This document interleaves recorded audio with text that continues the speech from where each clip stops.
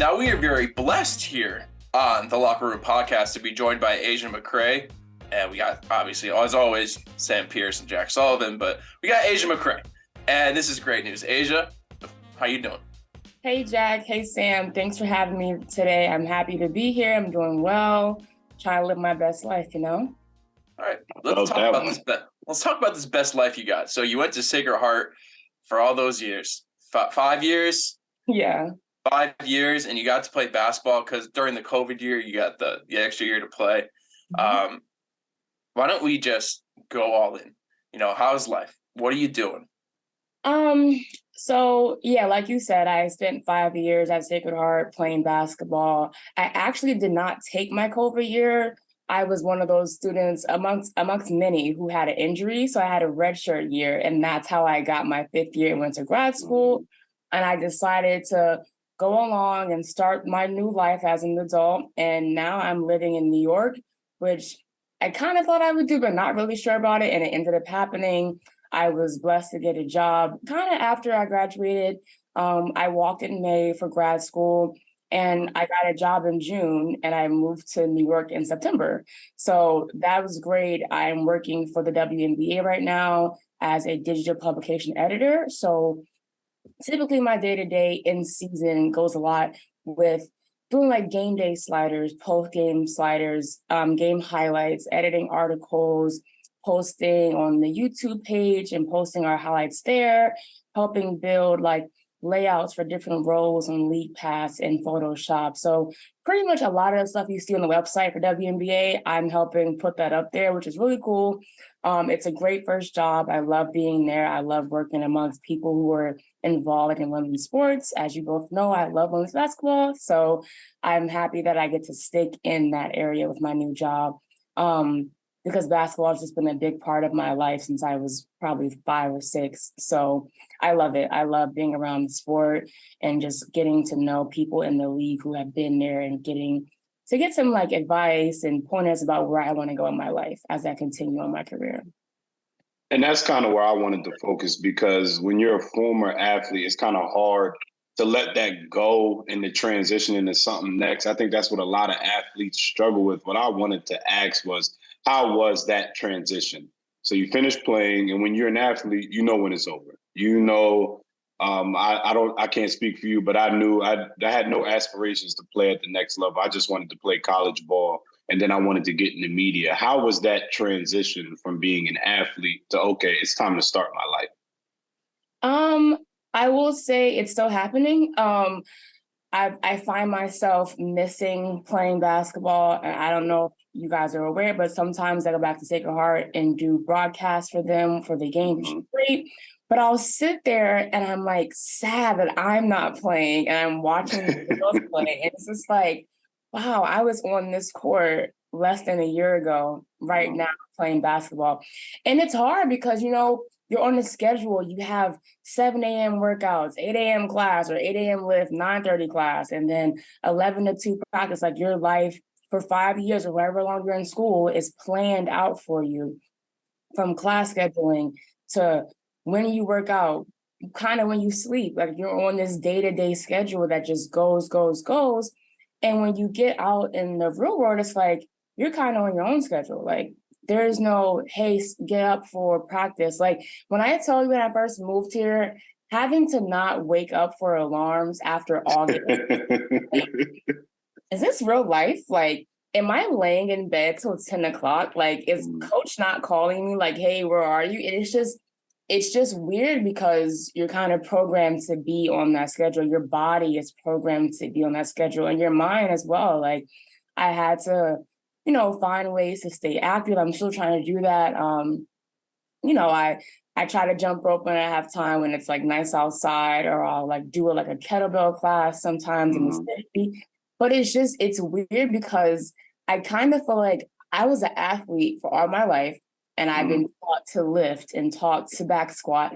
But it's like you're being taught to lift for your sport. You're not being taught to lift and be in shape as a human being. So I feel like now I'm getting into that point where I'm trying to teach myself, okay, what should I work out on in the gym just for my body, not for basketball reasons, not to keep my ankles and my knees in good shape, but more so for my whole body to feel good. And, I'm used to deadlifting and back squatting and doing this regimen. It's like, I don't have to do that anymore. Now I can just, do the treadmill, something light and just work out. But it is an adjustment. Like, I miss it. I love being able to sit on my couch and watch as many games as I want. But I also miss the action, like the bumping, the talking smack, like the endless sweating and having to wipe your face every second. I miss it. Like, I do miss it. And I do play in the league sometimes. I played in the league in the fall. I met some friends, some older people that play in the league. They were like, hey, like, come join us every Wednesday night. I'm like, okay. So we played down at Chelsea Piers. But when it got cold outside, I didn't go anymore because I was like, it's freezing. But it was nice playing with them because they're like, oh, like, you still got it. I'm like, do I? Like, I haven't played in months, but it feels good to just be out there and be active and be with other people who just enjoy playing the sport. So it is an adjustment, but it'll take time. And listen, when you're an athlete and you have that free time, it's like, oh my God, what do I do myself? Like, and then you have a job. You don't know what to do with it. You don't know what to do with free time. Like, I go to work, I cook, I watch basketball, but what else can I do? Like, what else am I doing today? So I'm used to it, but I do enjoy my new life. And I'm happy about all the memories I did make at Sacred Heart on the court and in high school and middle school. So like, I'll just have those forever, but I'm enjoying my adult life. It's cool. And real quick before Jack chimes in, you spoke on the not having a schedule and then finding how you want to work out after. I think those are two of the hardest things when you're a retired athlete, is figuring out how you function without a schedule. It got to the point where I put myself back on a schedule because that's just what I thrived in and what I was used to. And also the whole aspect of working out, finding what you want to do workout wise that's not athlete, because we're just used to training a certain way. I'm used to a lot of weight, squats, deadlifts, the same. How did you do that? How was that journey of transitioning, finding how you kind of wanted to work your body out, and also how you wanted to itch that scratch of still being an athlete? So luckily for me, I live in Harlem now. I don't live too far from there's a kettlebell class that's on, I believe, 116th, and I could walk there from my apartment. So I was introduced to this class through a mentor of mine who also lives in Harlem. And it was just kind of refreshing to go to a class and see adults there who are trying to like snap back or whatever. And I'm like the youngest in the class, and this guy is teaching me about kettlebells that I've used all throughout college, but in a completely different way. And once I was there, I was just like, wow, like these adults are coming in here and just working out. Like, this is what they're doing. And I started to think, like, I can kind of do this stuff in my house. Like, I can get a kettlebell, I can get a yoga mat, I can get squat bands and squat in my house. Because during COVID, when I played, I was still in school during COVID, and that was my red shirt year. So I was doing a lot of rehab in my house because I couldn't go to the gym. And I was like, I can work out in my house. So I started to think, what do I have near me? I have 2 parks outside of my house. So I have no excuse about going anywhere. I live in a decent neighborhood. I can go jogging. So what I did in the fall a lot was going to kettlebell class. And when the sun was out, I would jump rope. Because for me in high school, that was a big thing at my old high school. I went to St. John's College High School in DC. And we used to jump rope 10 minutes before practice every day. And I loved it. Maybe not this older woman body. This body is not giving help in high school. But I like to jump rope. And it's funny, I just called my grandfather like, hey, I want to start biking again. Because I used to bike all the time in DC. I love bike riding. DC is beautiful. You haven't been there before, go. But yeah, the trails in DC out to Virginia is amazing. And I used to bike ride a lot during COVID. So I'm getting back on this regimen of, I have a yoga mat now, I have weights in the house, and I have resistant bands. So I'll come in here, I'll have my Apple TV going, and I'll have like some music, And I'll just do my thing now. I'm trying to do 100 a day of each thing, 100 squats, 100 abs, and 100 kettlebell squats, or whatever variation I'm doing that day. And I'm not gonna lie, I don't do it every day, but I try to be cognizant of, hey, like keep active. And when the sun is out, trust me, I am outside jump roping. I'll try to do like 20 minutes, and in between, I'll do like lunges up and down the tennis court. I'll like lunge, walk back, lunge, just to like get a little burn. And you know how I know I'm doing a good job? I'll be sore the next 2 days after I do it. So like, I'm not in the gym because I haven't been to a gym. I don't have membership anywhere yet. But I also feel like I can do some things in the house. Like I know what I can do in the house to help my body. I feel like I eat good. So I feel like, I eat pretty healthy. And if I'm being active throughout the week, that's a plus. I'll track my calories on my watch. But yeah, I just think knowing what you can do without having to do too much. Like, I don't think people need to go to the gym and try to do this that they haven't done. Like, just be simple. Like, work on certain things, your arms. You can do weights in the house on the floor. You want to work on your lower body, do some squats, do some leg lifts, some lunges outside. And for me, once I get my bike, I'm going to be in Central Park, my bike 18 miles, and I'm going to be good for cardio. So yeah, I think it's just knowing your body, knowing your limitations, and just working with what you have and not trying to do too much. Like, the city is big. There's so much happening. Like, it's hard to think about, I'm going to go to the gym at 7 a.m. every day. No, you're not. Like, no, you're not. So just be realistic. Like, we're young, like, we're not there yet where it's like, okay, we need to get in the gym. Like, we can still take a little break every now and then. But yeah, just, like I said, just being realistic and knowing what you can do and figuring out what works best for you. No, I've hit that point, Asia. I look in the mirror and say, I need to get to the gym. I'm at that point. I'm at that point. Sam can agree. Sam looks at me and goes, he needs to get to the gym. You've been in the same shape since I've known you. I mean, that's not true. That's one, Sam. That is not true. You've been in the same shape, bro. It's not true. I've been in a sling. No, you're done. Don't try to like me too with me and Asia. No, it's not the same. It's not. I never said it was. All I said was I look at myself and I say I need to get to the gym. You're a clown. All right, so Asia, here's my question. So you brought up earlier, we have this adult life, and a lot of what you do is watch basketball. Women's basketball this year at the college level, I feel like has been one of the most exciting, but also some of the most weird moments. We look at UConn. They have an injury-ridden. They're just all over with injuries, and with Paige out and AZ Fudd in and out of lineup. And they're up and down this year, but they're still up there at the top. Indiana putting heads on notice. That team is incredibly stacked, but not as stacked as South Carolina. When you mentioned South Carolina, you mentioned Dawn and them first. Dawn don't go last. You put some spec on. but it's called a segue, Sam. So the segue to my question. My segue to my question was, there was the post game against LSU, and the LSU coach goes, "It's South Carolina and everybody else. South Carolina and everybody else." What do you say about that statement? I don't see any lies. I mean, listen, as a former college basketball player and now retired, as you may say, I've gotten the chance this year for the first time to go to my first big college basketball game. When you're in season, you don't have time to go to anyone else's games. It's just your games. And luckily, I have a little plug at UConn, and I got to watch South Carolina versus UConn live in person, great seats, kind of like right near the floor. And they're just dominant.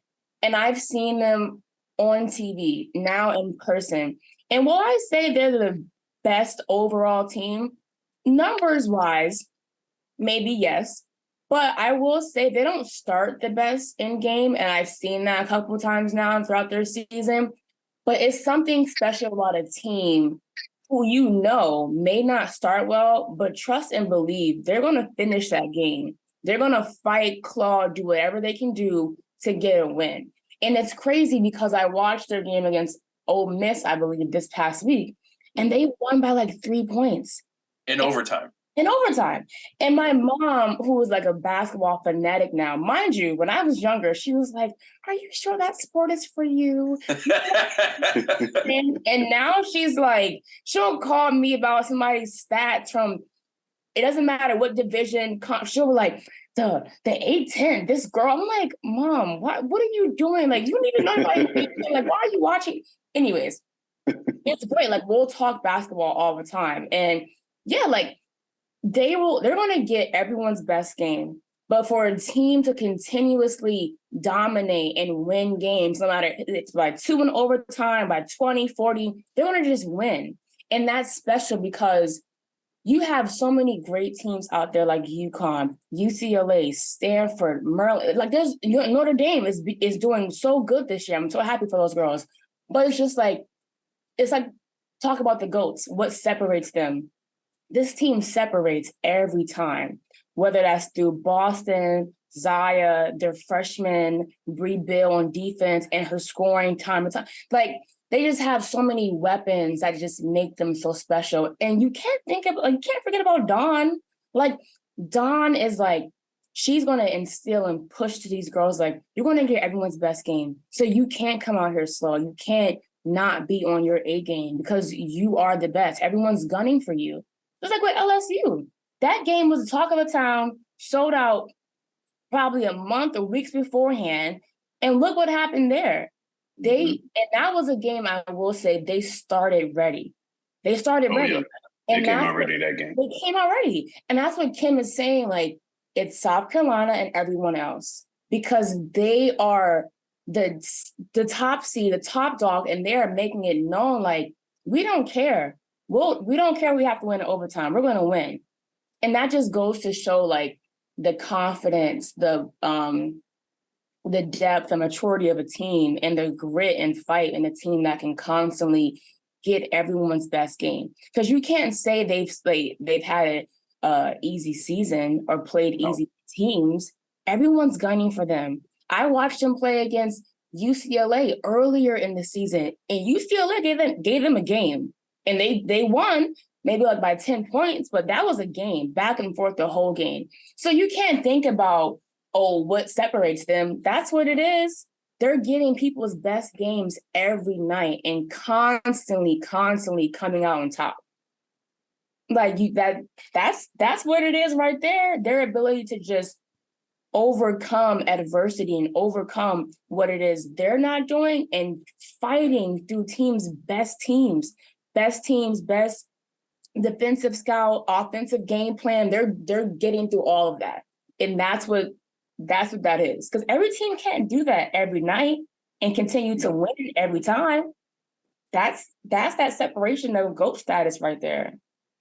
That's why South Carolina is just different. I think Dawn's the best in the business at in-game adjustments right now.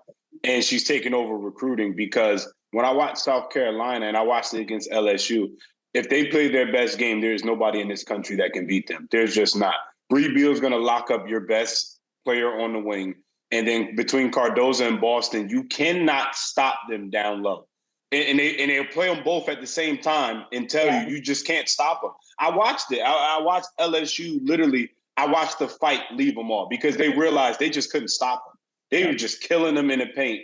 And I don't see anybody beating Dawn. I think Dawn repeats, and I think she'll be chasing Gino. We'll start having that conversation with Geno's and Pat Summits in the next 5 years with Dawn Staley. But I kind of want to segue to the WNBA where you work, and we got some big-time movement. It seems like it's an arms race in the WNBA now. Yeah. So when I first saw the Aces make their moves, first of all, I'm an Asia Wilson fan. And then they have the nerve to get my childhood crush. Every young man grew up loving Candace Parker, Jack. I don't know if y'all felt the same way, but Candace Parker was just it to us growing up. At Tennessee, she was it. Like that, just gorgeous, talented, unstoppable beast.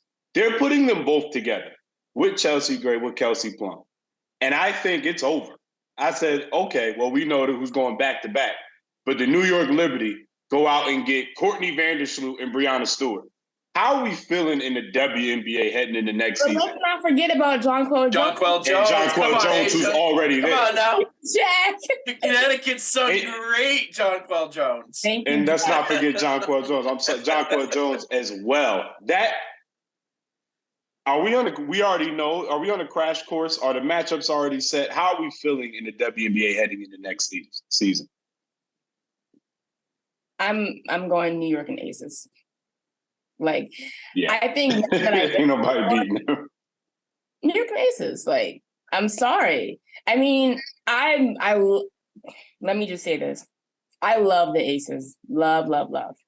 But since day one, I have been a diehard Breonna Stewart fan. I love that woman. Like, love her.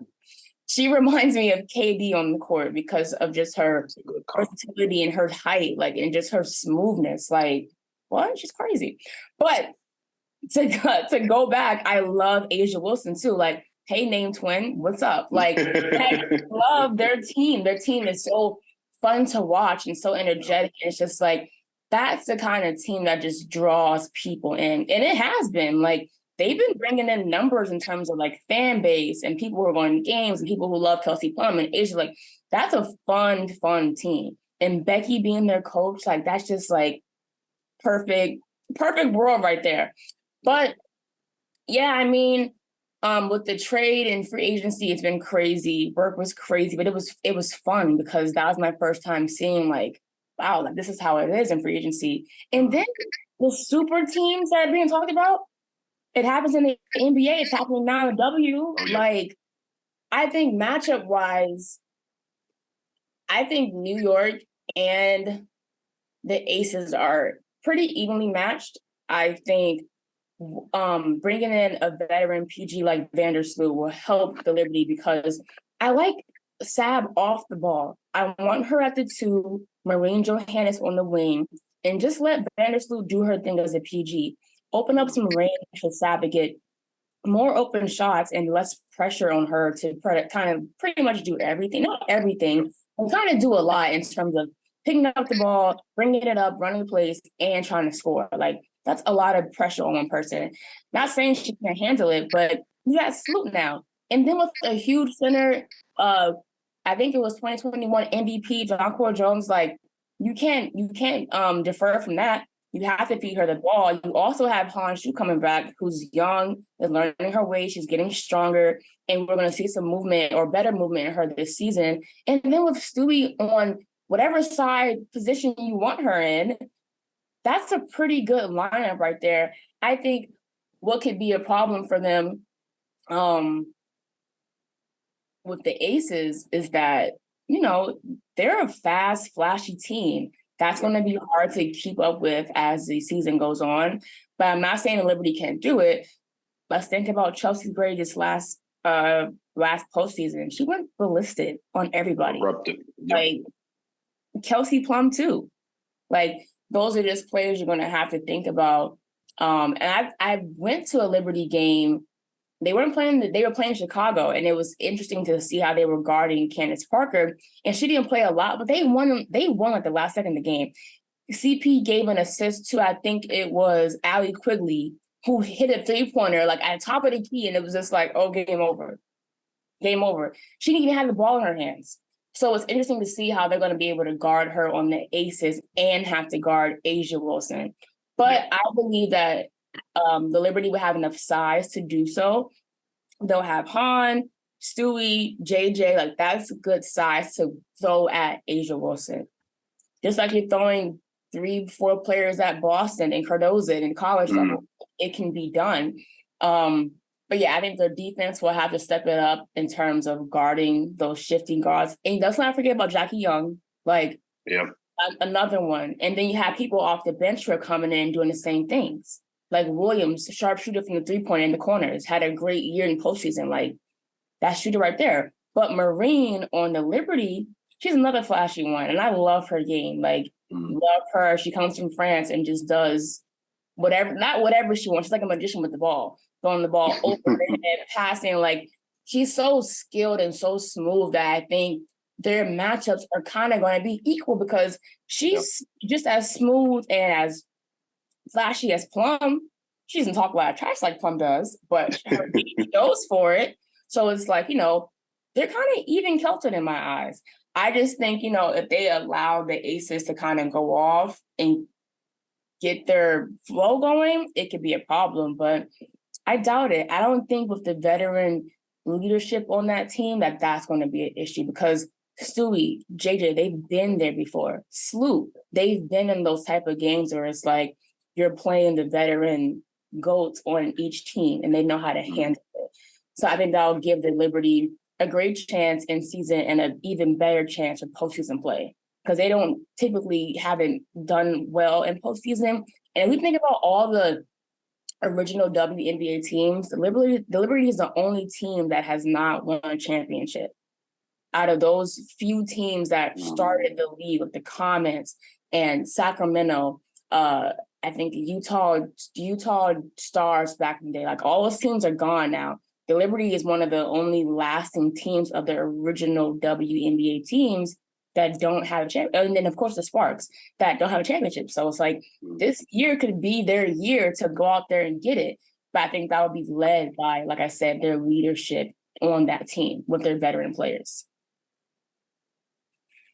I agree. I think matchups are going to be everything in this. It's going to determine who can win each matchup, because there's so many great individual players. And I do think the Aces have the edge when it comes to coaching. I think Becky Hammond will clearly be the best coach in the series, but we'll see how that turns out. Yeah. Asia, coach. Be a coach. Do a podcast. You have such.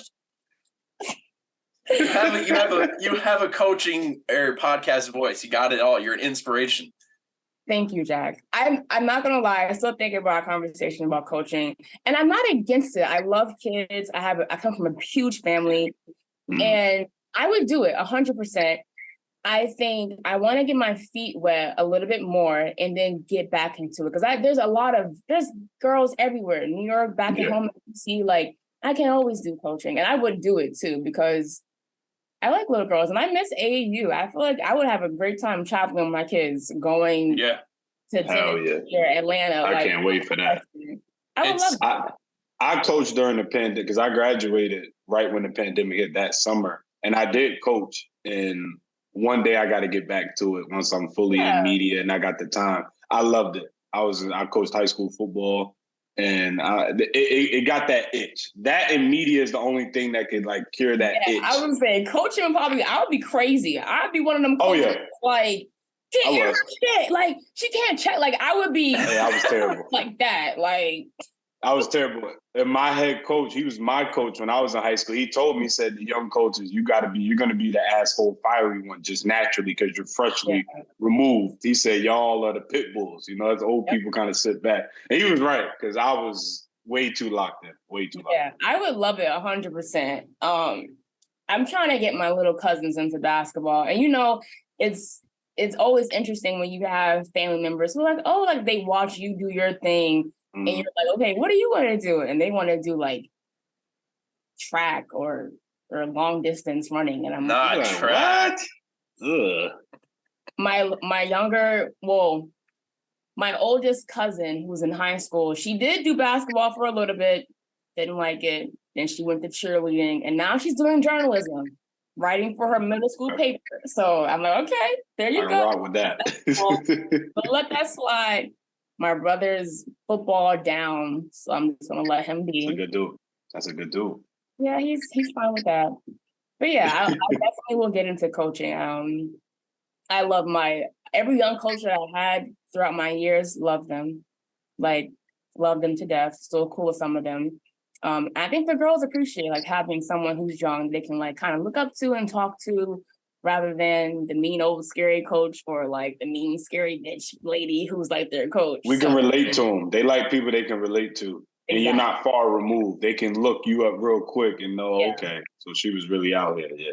It holds different weight with the youth. Yeah, because some of these girls really and I see it in even now in the league, I'm learning so much about the young women who are playing basketball all over the world. And then even our players in W.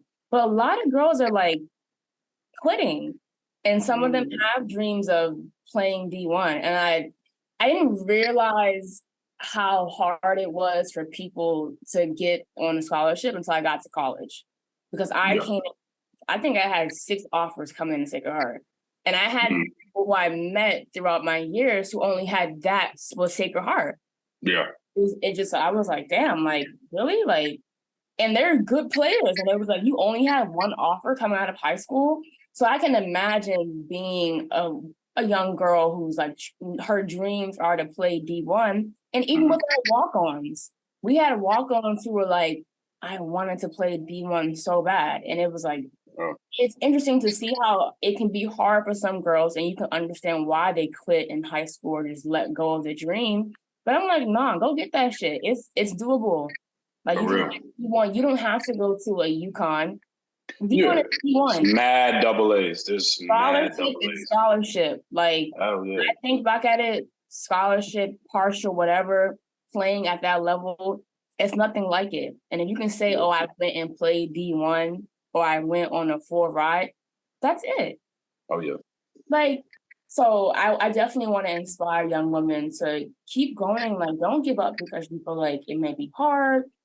I had a friend who only had 1 offer and she killed it at her school, scored 1,000 points, like was like player of the week multiple times. And she only came in from high school with 1 offer. Like, and I met guys who do the same thing. They almost went to an AIA school or D3 and they chose that one small D1 that they didn't really want to go to and did well. Like, don't give up on yourself.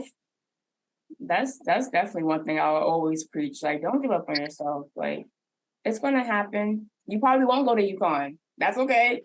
Go to a small D1. Just walk out. It'll be fun. You're still living that basketball life anyway. Yeah. Hey, yo, what the? That's right. Y'all know this sound. It's time for AYO What the? Whew. Where we talk about the things that made us go AYO What the last week. And I don't think anything took the cake for that more than the All-Star game. I love the All-Star game. I think we all kind of grew up loving it. We've seen so many great moments, great performances. The MVP is named after the late, great Kobe Bryant. Love everything about it. I don't know if it's because LeBron went out hurt or Giannis played the first 20 seconds, but at every All-Star game, there's a point when lock in before I tweak out. Like everybody locks in and it becomes it's real. Like nobody's fouling or hacking usually, but it becomes a real game. This was the first time that just didn't happen. And I'm a Celtic fan, and so of course I love seeing Jason Tatum set the All-Star record, but it's like an asterisk next to it because it's not the same as other performances I've seen. I think the NBA, I think a lot of leagues have a problem with these All-Star games. I love player empowerment, but it's almost like it's coming to a fault where we can't get the best athletes in the world to give some effort for their league's All-Star games. I mean, NFL has turned into flag football. It's unwatchable.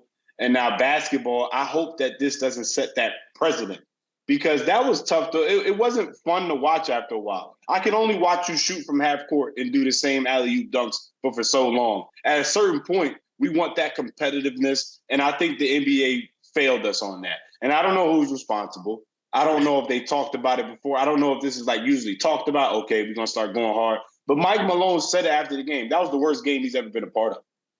After the All-Star game, I've never heard a coach speak like that. That was the worst basketball game that he has been a part of.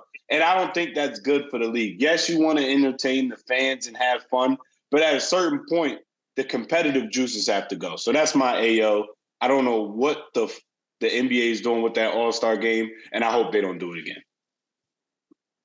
Yeah, with that, it just Damian Lillard, I feel like didn't attempt anything. He attempted all but 1 3. He attempted 23s. Come on, man. 20. That's so crazy. And then Tatum attempted 18 and made 10 of them. It's just there were so many threes attempted. It gets jarring at some point. Like, I think DeMar DeRozan made, like, one of the only mid-range shots in the entire thing. Of course he did. Right. He fit the bill. But All-Star Weekend, it just in general, I feel like has kind of let me down. The dunk contest is my AO. Mac McClung is the only reason that we might have one next year, just because he saved it. Jericho Sims, what are we doing? Oh my God! I had such high hopes for him. I don't know why. Because he has a 50-inch vertical. He could have gave us something. Kenyon Martin Jr. I don't know. Trash. Just All of them. just disappointed. It's not like what it used to be, you know, like where are the stars? You know, why won't John Morant do the dunk contest? Why won't Anthony Edwards do the dunk contest? Like LeBron not doing the dunk contest all these years might have been the reason why it's not going the way it should be. He started the trend. Everybody did it before him. Everybody before LeBron did it before him. Even Kobe, everybody. LeBron didn't do it, and I think that he started that trend. I have to blame him for that one. Yeah. And I feel like DK Metcalf on the Celebrity All-Star Game was a better dunk contest than the entire thing.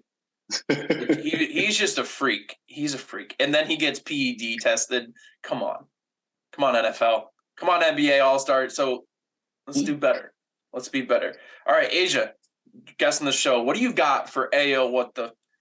Well, mine was a few things, but you kind of took one of them. It was the dunk contest. Like, I agree with all your points, I think.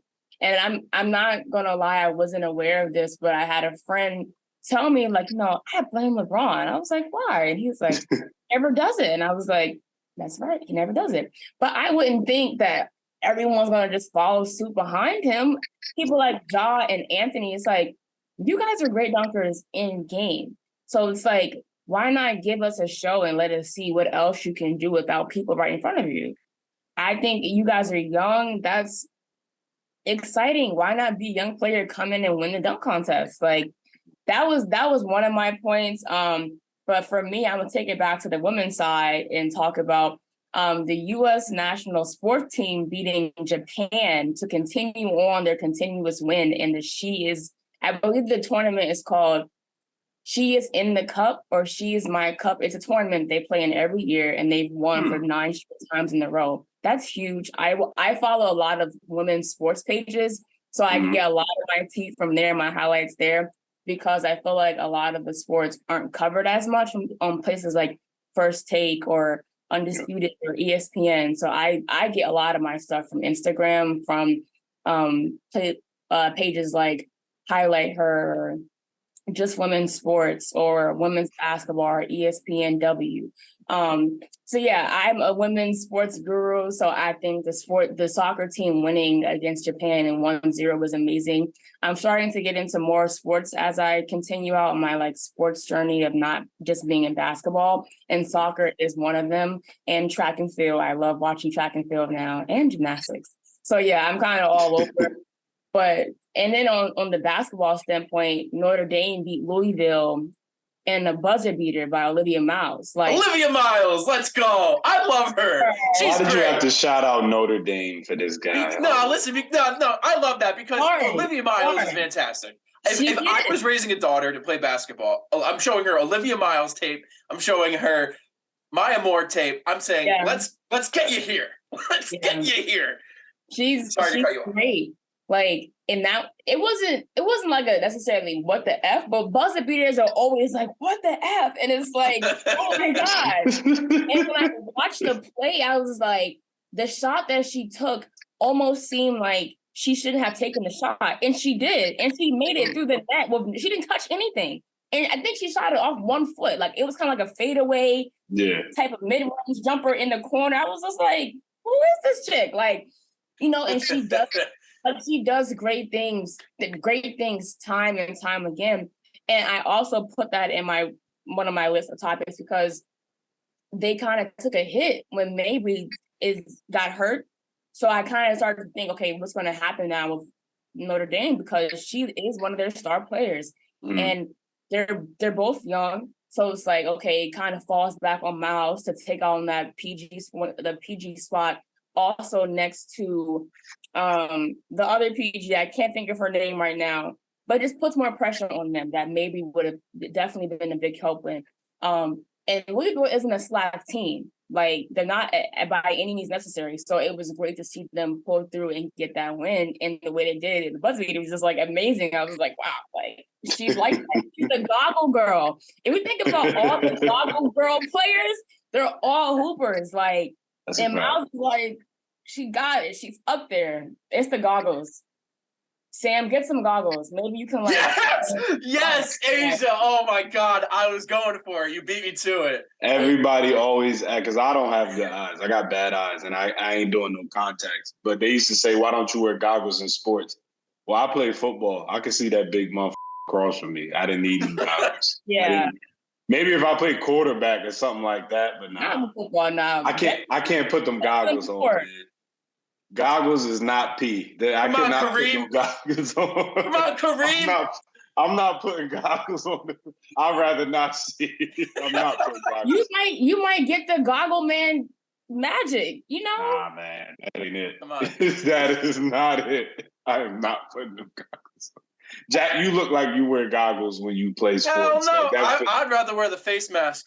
You just won the dunk contest. Well, your brother just won the damn dunk contest. He looked just like you too. Hey man, that's my cousin. No, dude, no. Listen, you can't call me Rudy one day, and you can't call me Jonah Hill the next, or Pete Davidson. You look like every famous white person. Not call him Jonah Hill, Sam. Jonah Hill was funny. That was some of my best work. That was some of my best work. You look like every famous white guy. Like you look. Oh my God! If I look at you a certain you're just way, mad. You're just mad because I called you Kenan Thompson. See, this mine is funny. His is just like that. That's just racist. I just don't think. I don't think yours comes from a good place. I don't think mine comes from a good place. I don't think yours is coming. Yeah, I look like a narcissist, like from 21 Jump Street. Thanks, brother. I appreciate it. Asia, thank you for joining this chaotic show. Oh my God! Come back, please. Yeah, Asia, I do have, before we go, one last question for you. And this is for young Asia. This is for all the young women out there. What is one piece of advice you would give for somebody that's trying to get in like your position and more? This is cliche, and it should be. Makes sense, right? I've been living by this ever since I tore my ACL, because that's when I started to take, not school, but like take my next steps after basketball seriously. Because when you're put on a halt or a timeout, it's like, okay, if I don't have basketball, what do I have? What's my next goal to chase?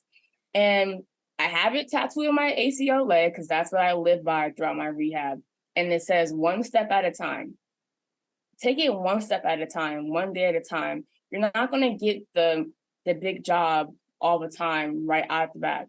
It takes time. Like this industry is so competitive. And a lot of it, what I learned in school from my great professor, shout out Al Castro, love that man.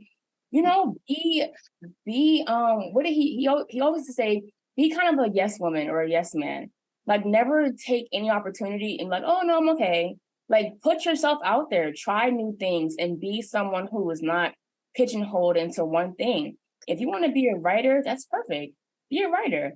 But also think about camera work or, be a director or graphics. Like you want to have versatility to your palette so someone can look at you and think, oh, I can use this person for this, and that. You don't ever want to just be one whole person that's just, oh, I'm only good for writing. So take it 1 step at a time and give yourself options. So you don't want to look back and think, oh, I could have done this, or I like this, I could do this. Like just go for it. Go for it and always remember to stay the course. Like life will throw things at you. You'll apply to 20 jobs and not hear back from one. But you might get a call from a friend saying, hey, I have an opening here. Do you want to come here? And there's your end. Like, just be patient. I think a lot of times when we're young and we're eager to get out there and start our lives, it's frustrating. Like, okay, I want to do it now. And it's like, well, life is not going to happen when you want. You have to take it 1 step at a time, literally. That's what I did in rehab to get my knee better. And that's what we as humans have to do in life to get ourselves where we need to go. Because you can't just rush through things. People didn't become CEOs or the best broadcasters overnight. It takes time. Like, people are still in the game now. Holly Rowe, Stephen A., they've been around for years. Like, it takes time. Whatever you want to do, it takes time. So give yourself that time, be patient, and take time for yourself, because once you're there, and it's not going to go away. So yeah, just take one step at a time. Be patient, be diligent, and always be ready for something else, because the industry is forever changing. People are going to need work in every option, every field. So kind of dib and dab in all of it. Like, it's all interesting. Graphic design, talking on camera, writing, being a camera person, that's all tied into one thing, which is entertainment and sports industry world. So why not learn a little bit of each thing? I think it's great. I love that. Yeah. I love that. That's real. Yeah. Because I think our generation is like fast food. Everybody wants everything fast and thinks things are just gonna happen. Like, they don't just happen that way. You got to put in the work. You have to be willing to put yourself out there and go for it and fail. And before you get to where you need to get to. So I love that. It's funny that you dropped Al Castro's name, because when you look back at people that brought you to the position that you are now, he's definitely one of the people for me too. Just an underclassman. He challenged me. And I think that's one thing too, that a lot of people like Sacred Heart did, is they give you that challenge. So like him and Professor Thorne and Dr. Miller, like those guys challenged us to be where we are. So Asia, I can't be happier for the position you're in. You've always been a person that challenges yourself, maybe a little hard on yourself sometimes. I've seen it. We're athletes, we can't help it. We're our biggest critic. I swear.